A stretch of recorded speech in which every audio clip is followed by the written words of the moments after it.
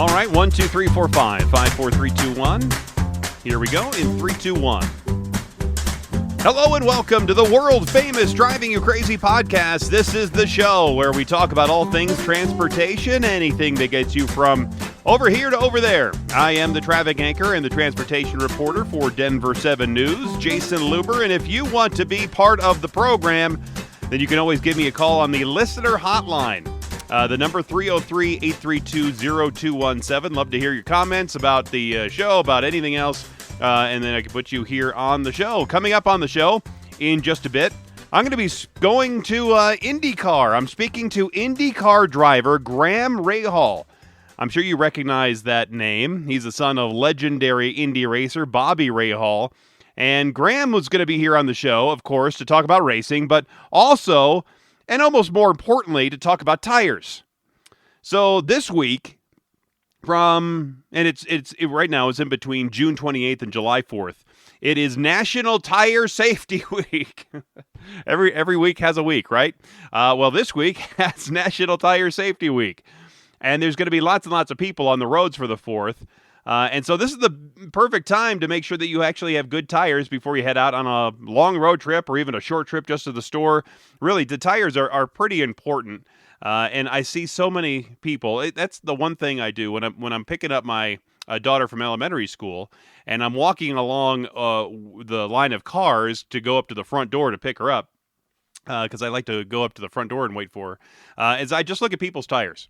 And to see how they are, and if they're good tires, bad tires, what kind of tires they are, and I don't know, I get some kind of weird, simple pleasure out of that. But we'll get some more details about tires and racing from Graham Rahal coming up in just a bit. So I am right now in between baton trips. That's why it's been a little bit between shows here, thus the delay in recording these. That, and I was also very sick after the last show, and I basically couldn't talk. Maybe you even still hear some raspiness in my voice. That was from this horrible. It's so funny. I was in the basement for basically 15 months and I never got sick. And then I leave the basement for a week and boom, I get sick.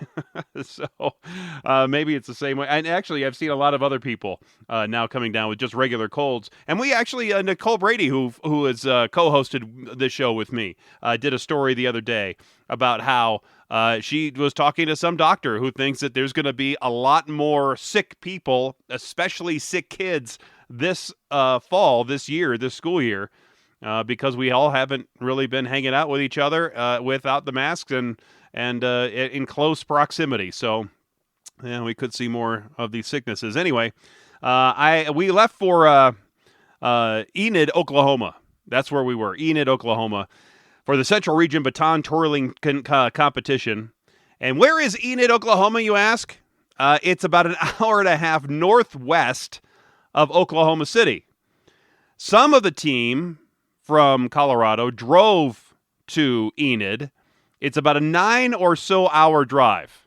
And that's over my limit. It's about 6 hours is my limit. 6, maybe 7. Because we drove to Hutchinson, Kansas for a regional baton competition. And I think that was about 7 hours. And that was right at a bit above my limit for at least a really quick turnaround road trip. Because you have to go there. And then you're there for a couple of days, and then you motor on back. So it's not like you're hanging out for a week, and then you have some time to enjoy where you are, or it's not just there's a difference between a road trip where you actually, the trip is fun and you stop along the way and you have some time built in, so it's not just all drive, and then you stop and then you do your thing, and then you drive back after just a couple of days. That is not my idea of a good time. So that was just a little bit too far for me to drive for just a quick weekend thing. So we flew from Denver to Oklahoma City, and then drove the 90 minutes northwest of Oklahoma City up to Enid. And it was a fine town. It's actually an interesting drive, pretty straight, pretty flat. The arena, the Stride Center, it was actually really nice. And there's really not a whole lot to Enid. It's a nice little town. If they didn't have the Air Force Base, I think it would be a lot smaller of a little town. Of course, we had to wear masks inside the airport because the federal guidelines, the federal regulations through the TSA and the FAA are still in place. So you still have to wear your mask for basically anything, because those mandates remain. So it's any form of public transportation. It's a plane or an airport or a bus or a train stations. Basically any form of public transportation, you still have to wear your masks. Yeah, and it would actually be interesting for me to figure out if they are making, because we have the public transit here in Denver, the Regional Transportation District, the RTD buses. If the bus drivers are making people wear the masks on the bus, maybe I should go check that out. Because technically, you're supposed to be wearing your masks on any public transport, and that includes public transport in your city. And I guess it would be up to the bus driver to enforce that. And unfortunately, there's a lot of people, and I'm sure on the buses too, who are a little unruly about wearing the masks. They are done with the masks. And the FAA and the TSA are reporting numerous incidents at their checkpoints, in the airports, in the airplanes. And the FAA is still pretty serious about people not behaving badly, because they don't want people to behave badly. And so they're not going to tolerate actions like this. And they keep saying that they're going to pursue criminal charges and civil penalties up to the maximum allowed by law. And get this, the FAA sent out this tweet saying unruly passenger numbers just since January 1st of this year, of 2021. They have 3,201 unruly reports, 2,429 people refusing to wear a mask report, 491 investigations initiated with 61 cases with penalties. Hashtag fly smart. And they attached a picture of a big green Ram truck, pickup truck, saying you could have spent $35,000 on a brand new truck, but instead you're paying a fine because you punched a flight attendant. Obviously, that's never a good idea. So I did see a couple of people, one blatantly just standing in the arrivals area waiting for somebody, didn't have their mask on, didn't really care about it, was just standing there just barefaced. It's a little bit weird when you see everybody else have their stuff on and then somebody not doing it. It's kind of like the opposite if you're in a grocery store now, where you see somebody wearing their mask, which is fine. I don't care. You can wear your mask if you want, or you don't have to. It's up to you. But it was interesting to see somebody just plain-faced right there in the airport. And there were a couple of incidents this month that have gone to law enforcement for unruly passengers. One was in Louisville. I guess I could say Louisville, Kentucky. One was here in Denver. The Louisville one was a passenger. I said Louisville because there's the town in Denver, outside of Denver, is called Louisville, even though, yes, the Kentucky town is Louisville.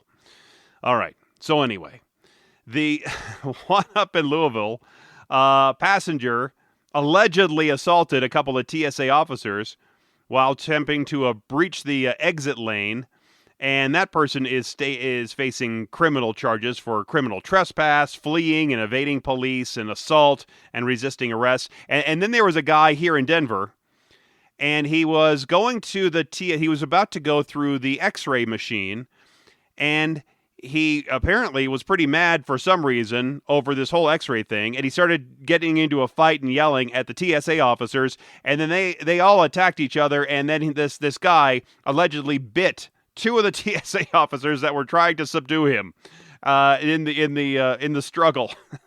They eventually did get the handcuffs on this guy, and both passengers are facing pretty big civil penalties now of almost $14,000 and maybe even some jail time. So we'll see how that works out. But yeah, it's best if you just deal with it. Wear your mask. Everybody is on edge. It's summertime. It gets hot, especially in the Northwest right now. And our flight crew, we flew Southwest Airlines, and the flight crew was actually a pretty decent, but they kept making announcement after announcement saying, look, we don't want to wear masks either, but this is the law right now. This is a federal deal. we are on federal transport, basically. I mean, we're on, yes, private company, but we're governed by the federal government, and this is what they say we have to do. So please don't get mad at us for making you wear your mask. Get mad at somebody else. We're just having to remind you because we don't want to see you get kicked off the plane. Maybe a good way to handle it, since they are taking the brunt of all the complaints by passengers. Naturally, it's not the federal government that is on these planes that's taking the brunt of all the complaints. It's the flight attendants and all the people at the gate and all the people that are working for the airlines and working inside these airports. They're the ones that are getting barraged on the TSA officers by people who don't want to wear the mask anymore. But it's in place until early September. And that's probably, my guess, it's probably because of summer air travel right after Labor Day. That's when it lifts, and that's when we see fewer people traveling for vacation because school's back in, and so that's when the mask mandate is supposed to come off. We'll see if it extends. I don't know either way which way it would go, but it'll be interesting to follow that. But I thought it was an interesting way for these flight crew to handle the situation, is basically take it off their shoulders, say, look, it's not us, it's somebody else. Actually, one of our reporters, C.B. Cotton, she talked to a former flight attendant for a story. Hey, let me play this. Why don't I play this?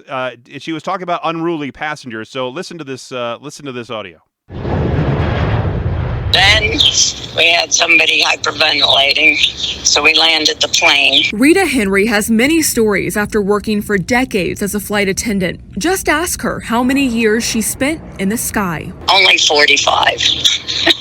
Now that she's retired, also ask her about the challenges flight attendants face. Sounds like they've gotten worse. Starting with an incident that happened this month. On June 17th, police say Jeffrey Hires from Thornton punched and choked a Southwest flight attendant on the concourse train inside DIA. Prior to that, in March, a man was charged federally, accused of not wearing a mask, striking a flight attendant's arm, then urinating on the plane. I just can't believe they have the guts to do that, to attack a flight attendant when they know they're not going to get away with it. What's happened here in Denver? Part of a nationwide trend. The FAA has reported rising rates of unruly passengers.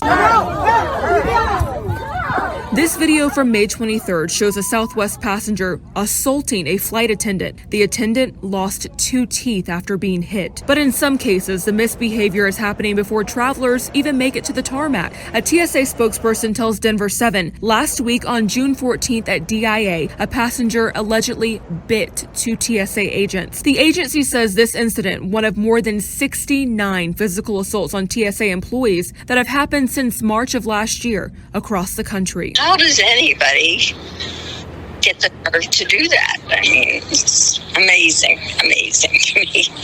I don't get it. But the TSA wants to remind travelers they can't get away with it. On Thursday, the agency saying they may pursue criminal charges and a civil penalty up to the maximum allowable by law. And in under a month, federal air marshals will lead flight crew self-defense training. Ask Henry how she feels about the tumultuous travelers, and she'll tell you. You're signing your own death warrant. You're going to be in jail.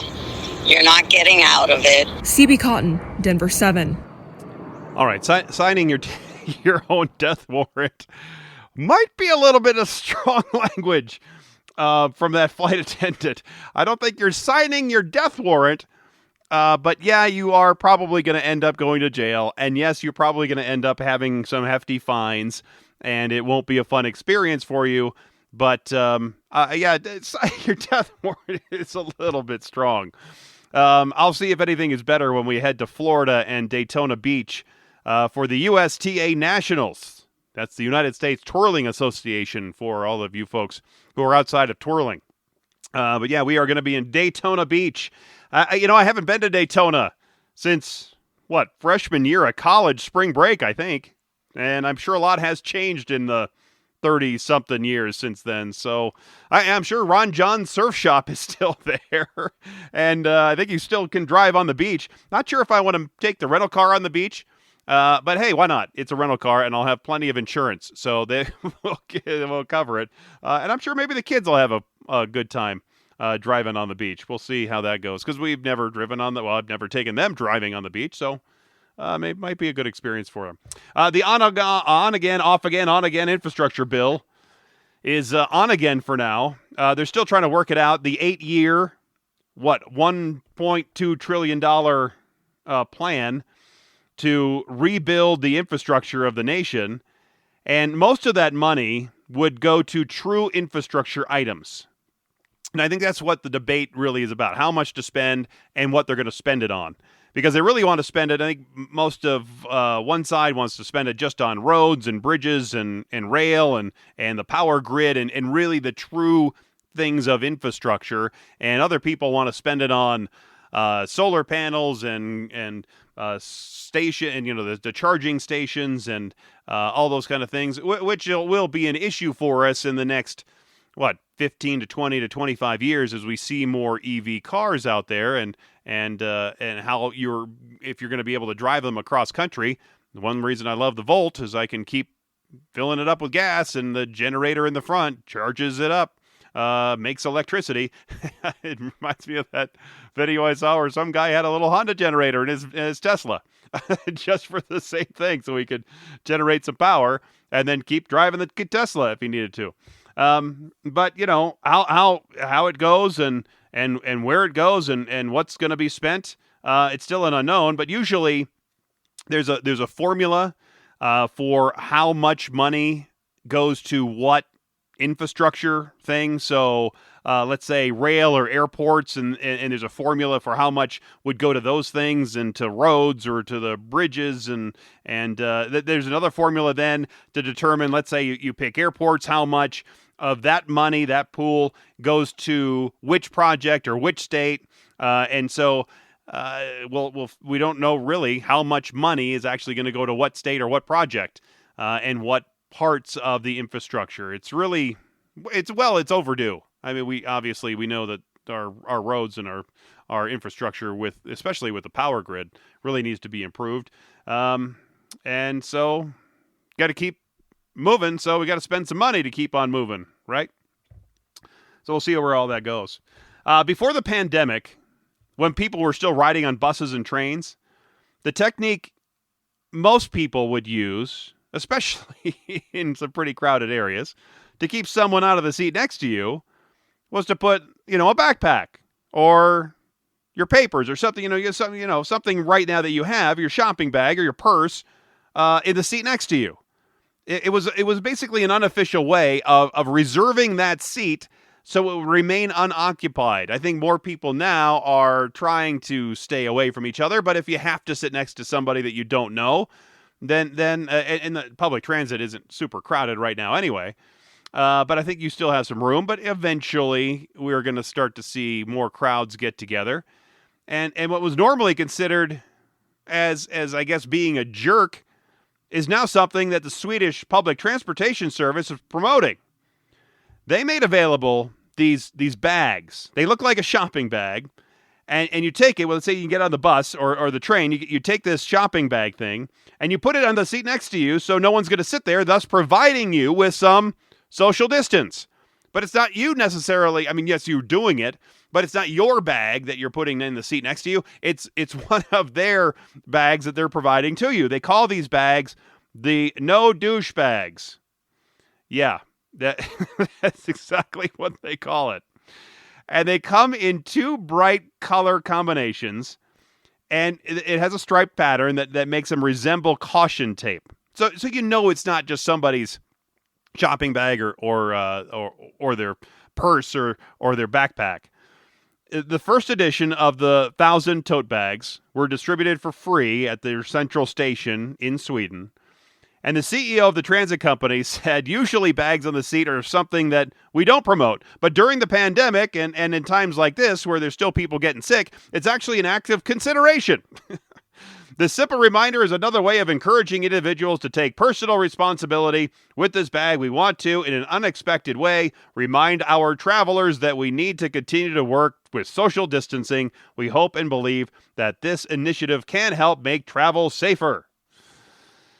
So apart from this initiative, public transport operators, they're busy encouraging travel mostly during the off-peak hours, if they can get people to work at different times or use transit at different times. In Europe, it's Europe travel on in public travel transit is different than the United States. The United States, the people here, we like to have our cars.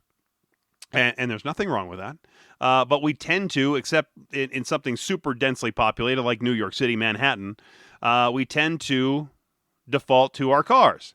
You have more people willing to use public transit in Europe over the United States. It's just a way of life. And the number of buses and trains and trams on the road has been increasing in Europe. I guess in the United States as well. But really, they've been trying to increase those numbers so they can minimize the crowding that might be on these trains, especially as more people are getting back to work. And they're also trying to still ask people to spread your distance because there are still some people getting sick with the COVID, and they want to keep people safe. And so with fewer people wearing masks and the variant still out there, they're trying to do anything they can to keep people safe and keep them apart from each other. So as time goes by, people tend to forget what they were up against, and crowding will become an increasing problem on trains, on buses, and on the streets. As I see a lot more traffic around Metro Denver and really around the country than I have seen in a long time, as some of the old traffic jams that we used to have before the pandemic are back again. As traffic continues to get closer and closer. I think we're really close in a lot of areas to basically pre-pandemic levels. But only time will tell how many people will still be working from home. I know our company brought one wave back now. Another wave is coming here in July, another in September. So we have more waves of people coming back, and I'm sure it's the same way in a lot of different companies. And speaking of crowding, there's plenty of people, as I was just talking about, that are getting back to work at the office. And it's also going to be busy during the Independence Day holiday weekend on the roads. There is a new survey from Bridgestone that finds more than half of Americans plan to travel only by car this summer to reach their vacation destinations. And AAA thinks that this could be one of the busiest 4th of July holiday weeks and weekends on the roads in either a long time or ever. It's also National Tire Safety Week, so that makes this the perfect time to make sure that your tires are road ready. So joining me now to talk about tire safety and racing is IndyCar racer Graham Rahal. Graham has been racing open-wheel cars since he was a teenager. He won his first race as a 19-year-old at the Grand Prix of St. Petersburg. He knows what tire performance is and how critical it is to driving a car going over 200 miles an hour, while the average family car obviously doesn't go nearly that fast, even though I've tried a couple of times. Tires are an essential part of every safe driving experience, something that Graham knows well as a husband and a father. Graham, thanks for being here on the world-famous Driving You Crazy podcast. Yeah, thank you. Appreciate you having me on. All right, we're going to talk racing here in just a minute. But first, I was talking to our local AAA guy the other day, and he was telling me that they're expecting this to be one of the busiest 4th of July holidays on the roads in years, maybe ever. Out of all the parts of your car that should be working well before a road trip, how important are the tires? Well, you're pretty knowledgeable if you've already been researching that, because tires are the single most important aspect of the car. Because whether it's you or your wife, your family, in my case, I have a 7-month-old. The one thing that connects you to the earth and to the road is your tires. So if your tires aren't in good condition, then you're unsafe. It's just that simple. So a lot of people don't think about that. They're going to jump in their car. They're going to go out on the road. So we're here to try to raise awareness and make sure, because as you said, we do anticipate a lot of people on the road for the 4th of July. I've already been seeing it throughout this summer. Tons of people traveling after COVID in the last 18 months. A lot of people, thought about where they may go, and vehicle travel cars, has definitely gone through the roof as far as the amount of people using them once again. And so tire safety is key. You drive on smooth tires on the racetrack, but that isn't what you want on the regular roads, right? That's right. Actually, we use slick tires in racing. So our tires have no grooves. When we do get rain and alternate conditions, we do have rain tires, which are more similar to a street car when you look at it. It has tread and everything else. But you're right. You certainly want to make sure you're not driving on slicks in the street. So there are three things that we always think about when it comes to tire safety: inflate, rotate, and evaluate. So inflate is always to make sure that your tires are up to the manufacturer's suggested pressures. You should be checking your tire pressures once a month. If you haven't been doing that, definitely make sure you check them before you go out on the road for your long road trip. That information can be found in the driver's side door panel. In that door jamb, you'll see a sticker. That sticker will give you the suggested pressure. Follow that and make sure your tires are there. When you think rotate, tires wear unevenly, front to rear, side to side. If the alignment of your car is off slightly, it's going to wear the tires. You want to make sure you're getting those rotated. Every 5,000 to 7,000 miles, you should be doing that. And I'd imagine a lot of people that are listening to this are probably thinking, man, I haven't even thought about that in the last 5 years. Well, make sure you do. Make sure you guys get those checked, because you want to make sure that the wear is happening as evenly as possible, or if they need to be replaced, they get replaced. Then the last is to evaluate those tires. Look at them, make sure that they look good, make sure that there's no spots on them. Check with the old penny test. Penny test is you take it, put Abe Lincoln's head down in the tread. If there's less, if his whole head is showing, then you have too little tread. And it's like you just said, then you're effectively driving on a slick tire. If you get caught in the rain, you're going to be in deep trouble. So you're going to need new tires. I'm speaking with IndyCar driver Graham Rahal, talking about tire safety, and we'll be talking about racing, Indy racing, in just a minute. Well, out here in Colorado, there are people who have two sets of tires sometimes. Some people do. They have the summer tires and they have the winter tires, and sometimes they have the winter tires with the studs on them. You live in Indiana. You can get your fair share of snow and ice there in the Midwest. Do you think that studded tires are overkill? It depends on the severity of where you're at. Obviously everybody's going to have different opinions when it comes to that. In my opinion, a studded snow tire is very different than, an all season. I mean, a studded tire is a very, purpose driven. In the mountains in Colorado, not a bad idea. But the technology in tires and the advancement and the performance, of an all season is a lot better than it used to be. I think even when I was a kid, the evolution has been tremendous. So for me, it depends on where you're going to go. If I lived in Colorado, I certainly would have two sets of tire. I would have a snow tire because being up in the mountain, you're going to see extreme conditions that even in the Midwest, we may see a day or two, but we're not going to see it for multiple months. Well, when you take the family car out to the grocery store, or let's say rolling down I-645 or I-69, do you ever think this is way more dangerous than when I'm on the track? It is more dangerous out there. There's way more distracted drivers and people. I mean, we're here talking about tire safety, right? There's a lot of people who don't think about these things and then go out on the road. I've seen people spin out in the heavy rain. I remember one time vividly being in north of Lexington, Kentucky, and a guy in the pouring rain just spun out right in front of me because his tires weren't in good condition. So it is more dangerous, I think, being on the street than the race car sometimes.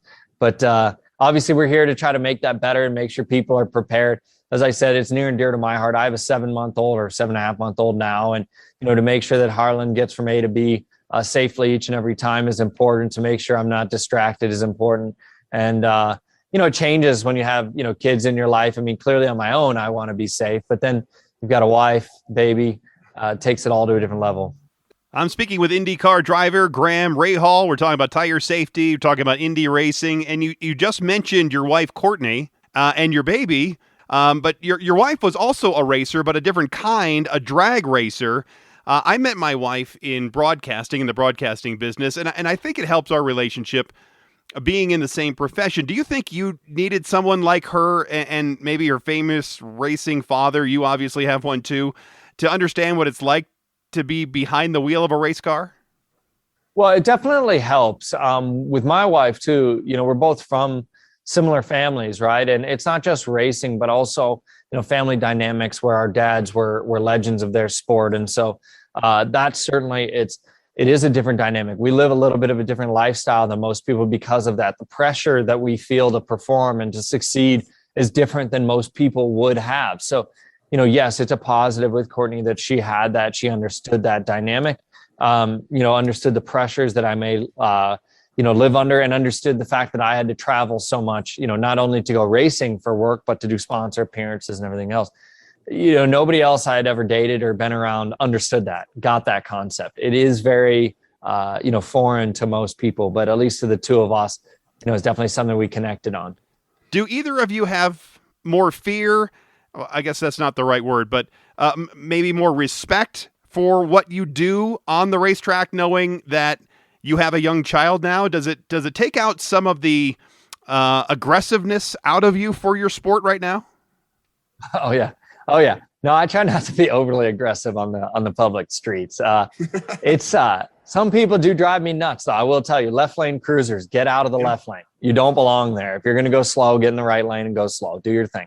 But luckily, some states are actually passing laws. I know in Indiana nowadays, if you're a left lane cruiser, you can get a ticket. So, yes, there are things that drive me nuts. But as far as aggression, I certainly have a place and a time, in a car that's way better than a street car, to get my speed and my adrenaline rush out. So I try to separate those two things. But is it then easy for you to go back to the race course and then throw in the aggressiveness? I mean, oh yeah. So you can try to win the race. Oh yeah. No. I'm pretty good at separating those two things for sure. My guest is IndyCar driver Graham Rahal. You might remember him as the son of legendary IndyCar driver Bobby Rahal. We're talking about tire safety and we're talking about Indy racing. All right, I was reading a story the other day. I think it was in the USA Today, that there is a group of Indy racers who love to snack during the race, and they love to snack now on the Uncrustable sandwiches while they're racing. Are you a fan? Are you a fan of the Uncrustables? Are you eating them? Actually, so there's a group of foreign guys, a Spanish guy and a kid from New Zealand that just discovered Uncrustables. I mean, I'm from here. I've known Uncrustables for 20 years, since they were first invented. So, to me, yes, they're amazing. And if I'm not mistaken, Uncrustables is a Smucker's thing, right, which is an Ohio company as well. So, say Ohio boy, it all comes back home to Ohio. But for sure, all of a sudden, these guys have gone crazy on social media. They're discovering fried chicken right now. They're discovering Uncrustables and, all of these American things that I guess they don't have in New Zealand or Spain. Well, it's got to be tough to try to eat a taco or a burger while you're racing, right? I don't think you'd want to do that. You don't want lettuce in the cockpit. Because that would just not be, that would just be messy. Do you eat while you're racing? While we're racing, no, there's no time, unfortunately.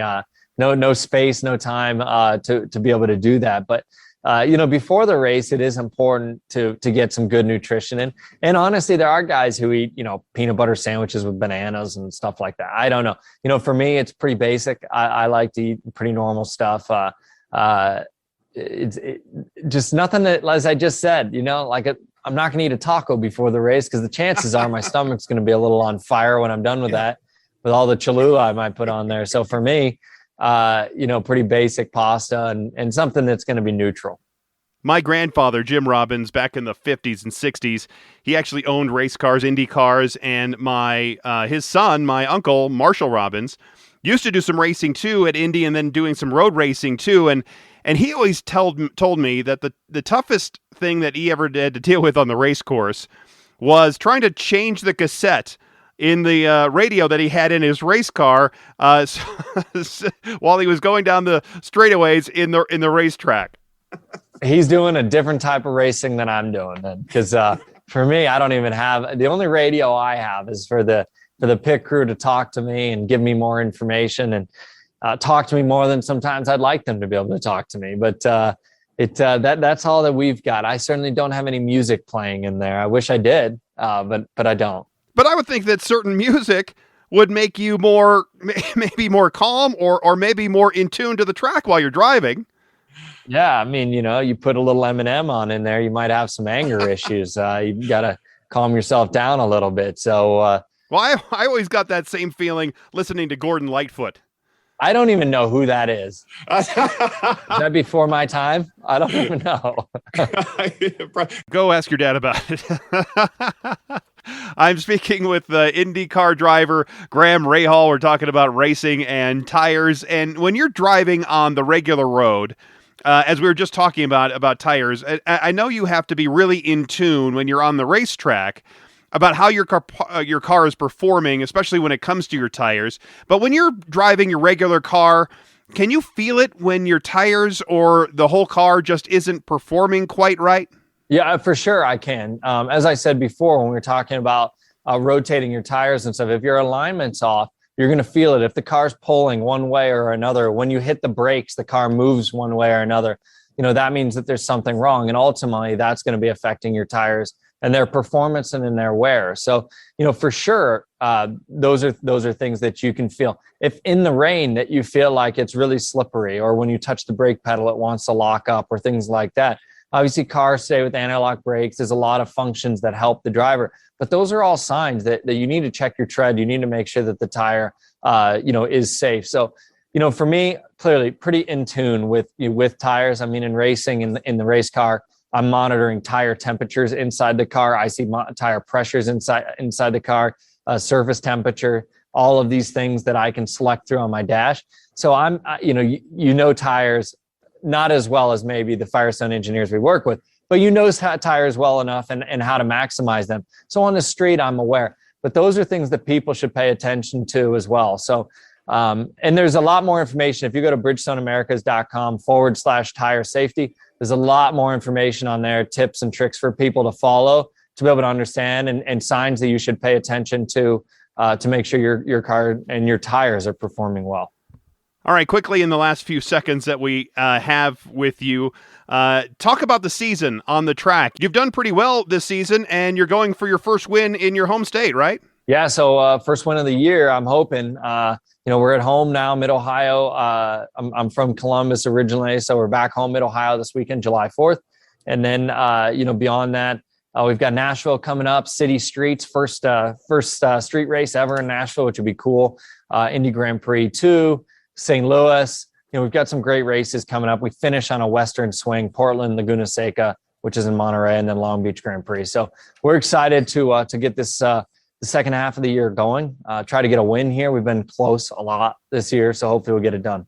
And it should be a lot cooler on the West Coast when you get out there for those races. Definitely. Well, Graham Rahal, thank you so much for being here. Appreciate all your time and all your info on tires and racing here on the world famous Driving Your Crazy podcast. Absolutely. Thank you. All right, there he goes. Graham Rahal. Maybe I shouldn't have said Gordon Lightfoot. Maybe like Michael Bolton or other kind of Kenny G. It's that smooth jazz, or it's that, I don't know, it's that kind of music that makes me crazy. It's not the Metallica or heavy rock music or speed metal, whatever you want to say. It's that's not the kind of thing that gets me all all amped up. It's not really amped up like you're ready to go go racing, but just like it makes me want to drive into a wall. Anyway, thank you so much for being here. We have had a couple of racers on the show, so that was good stuff. And his wife's family, the Force family, have raced a lot over at Mile High Nationals here on the west side of Denver. And it's always a unique race because they have a hard time with the altitude, the thinner air, and usually the pretty warm temperatures to deal with how they're going to mix the air and fuel. And so it's always unique for them to come out here to Colorado and try to figure out those drag races and how to win over there. So, that was great. That was good stuff. Appreciate it very much. So I'm heading to Daytona Beach. We'll see how that goes. Maybe I'll do some racing on Daytona Beach, where they used to do some racing, drag racing and other racing on Daytona Beach. So that it probably won't work out well for me, I don't think. All right, anyway, thanks for being here. Thanks for listening. If you want to contact me, of course, the number is 303-832-0217. You can contact me right there or on any of the contact links that are here on the old program in the description of this show. So thanks again for being here. Thanks for listening. And until next time, I'm Jason Looper, the traffic guy. Be safe, and as always, happy motoring.